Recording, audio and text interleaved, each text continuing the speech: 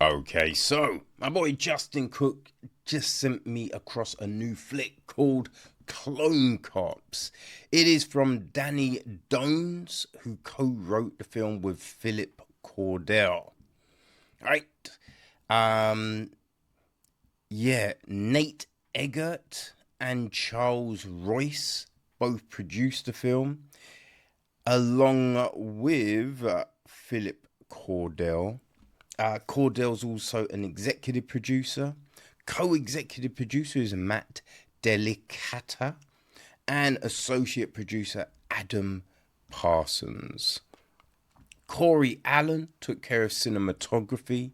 Ben Johnson is art direction. Set decoration is handled by Derek Woodrow Johnson. Hannah Schmidt is costume design.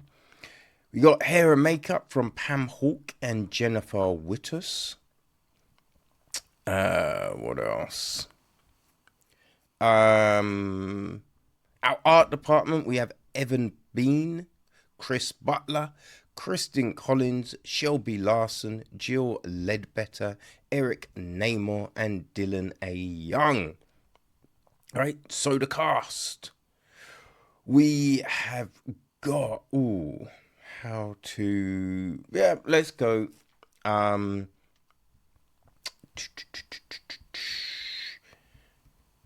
Right, Porter. Yes, Porter is played by Laura Holloway, and she has two daughters. There is Farah, played by Quinnlan Ashe, and Cypher, played by Allison Shrum.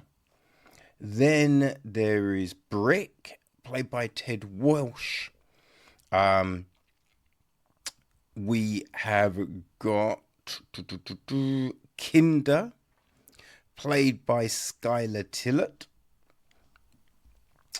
There is, we probably should go with Robert Nafari, played by Ravi Patel. Right? Murphy is a spokesperson, played by Dean Shortland for the Nafari Corporation. Another Nafari spokesperson, played by Steve Bryan. There is Persephone, played by Victoria Kim G, and her colleague, right? Fug Daddy 420, played by Justin Tarrance. We've got Frank, played by Henry Haggard. That's Frank the Tank, right? And his new protege, Freddie Jones, played by Rashad Rayford. We then have got, probably Bruiser, played by Dion Harris, right? And our Clone Cops, played by Phil Cordell. Right, there is, dun, dun, dun. Oh, yeah, no, we did Sal, right, played by Tamiko Robinson Steele. You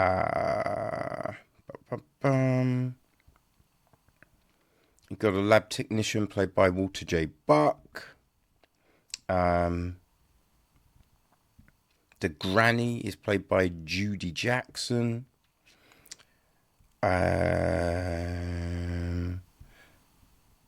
Liz Lane is a hologram. Yeah, that's probably most of our major cast, right? The gist of the flick. In a future dumbed down by next day delivery, the conglomerate Nefari Corp dominates human existence through high tech, great deals, and free delivery. And soft serve ice cream, it would seem. Their development of cloning technology has replaced many workers around the globe with replicants, including the police. These clone cops are manufactured in a lab and programmed to kill or die trying. When the leader of a gang of outlaws is shot during a struggle with a clone cop, the rest of the gang must decide whether to flee or to rally around their critically wounded boss and defend their besieged hideout using their unique skill set. Yo, this film, man, this was really good. Really good. It's the directorial debut from Danny Dones. And,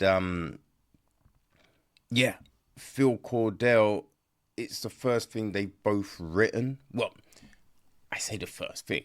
The first feature to make it to screen. Because a lot of times people were just writing, right? But, man, this was a lot of fun, right? It was a lot of fun. It's a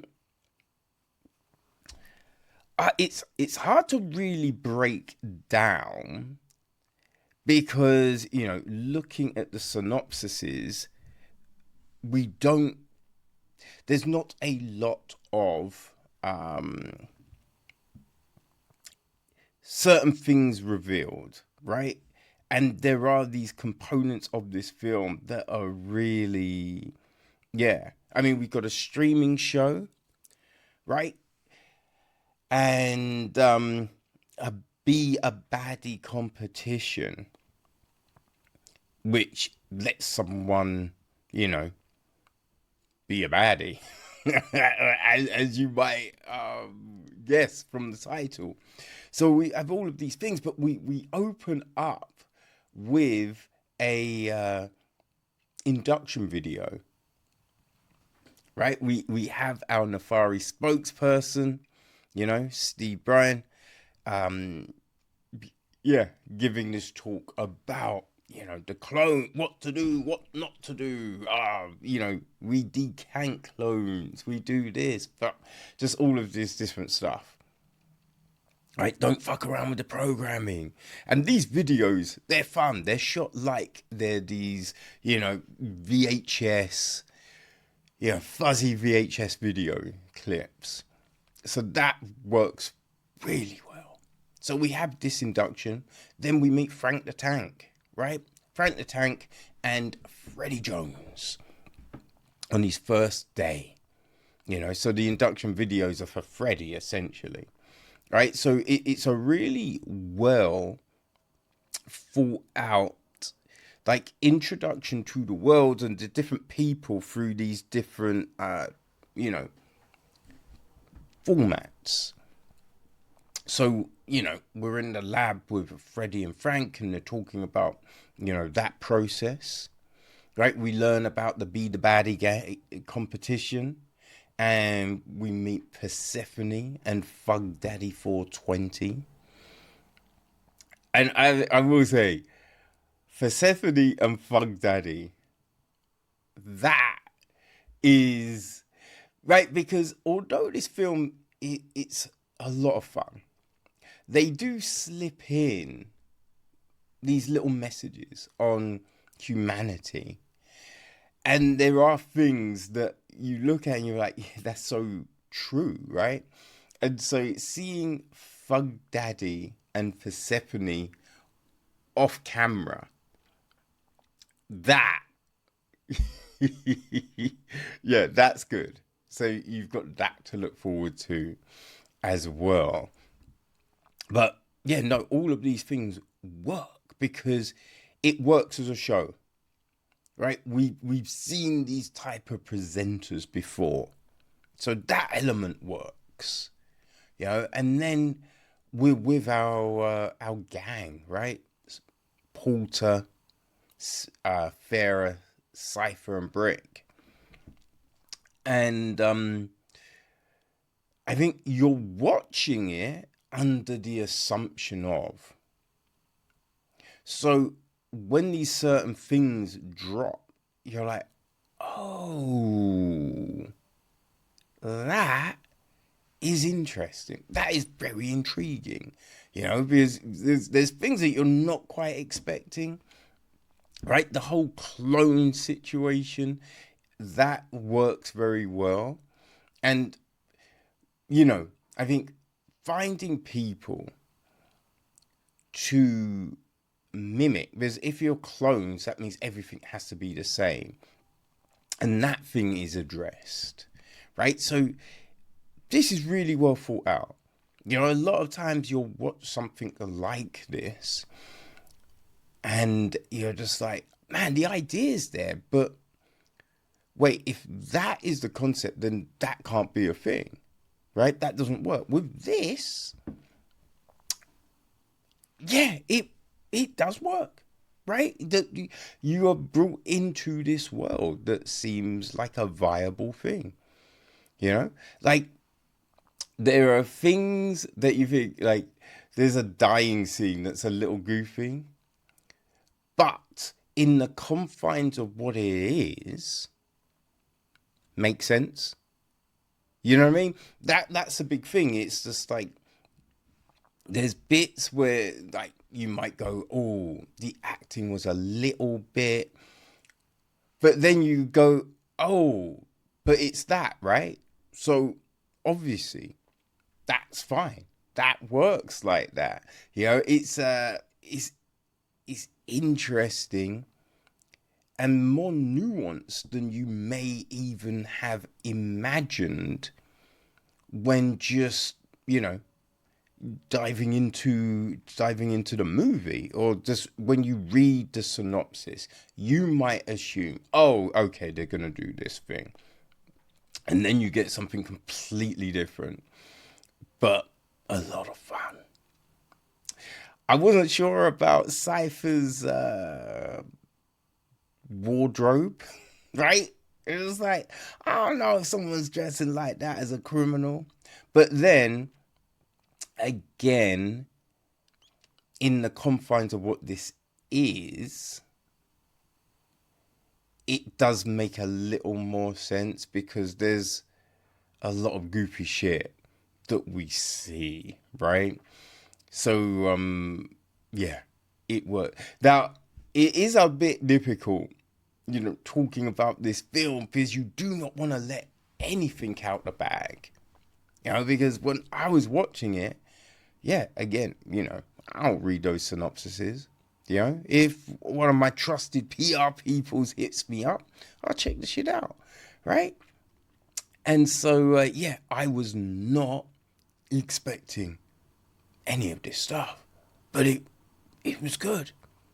It was good. We get a little dance off, you know what I mean? Throwing a little dance off, which works. You know, there's some fun songs that I think Phillip Cordell wrote there and there.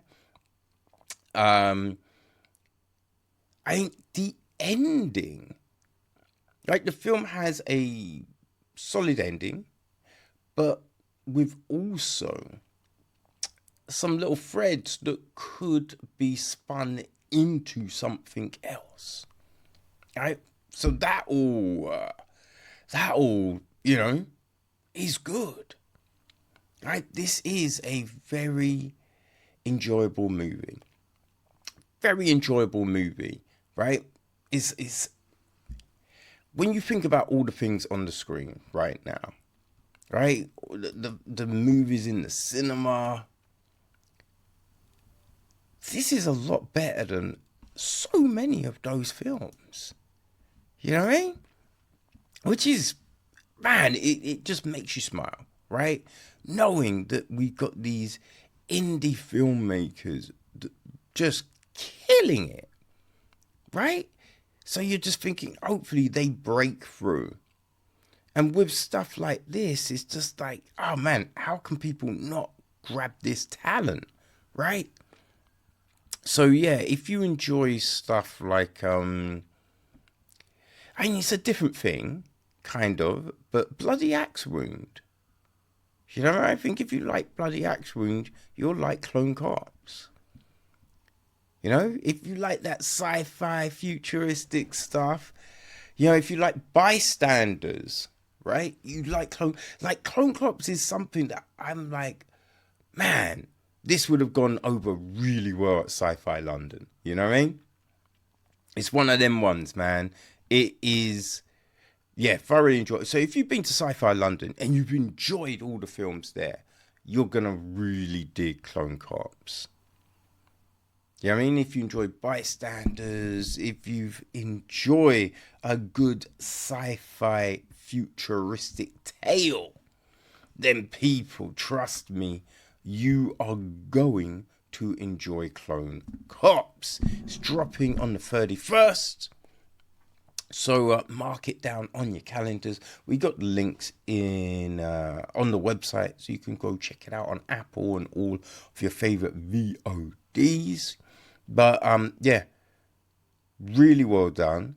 I cannot wait to see what Danny and Phil do next, because on the strength of this, I am definitely, you know what I mean? I'm definitely checking for that, and I wouldn't be mad at a sequel. Wouldn't be mad at a sequel. So people, enjoy Clone Cops, and don't get Clone Media. Clone Cops.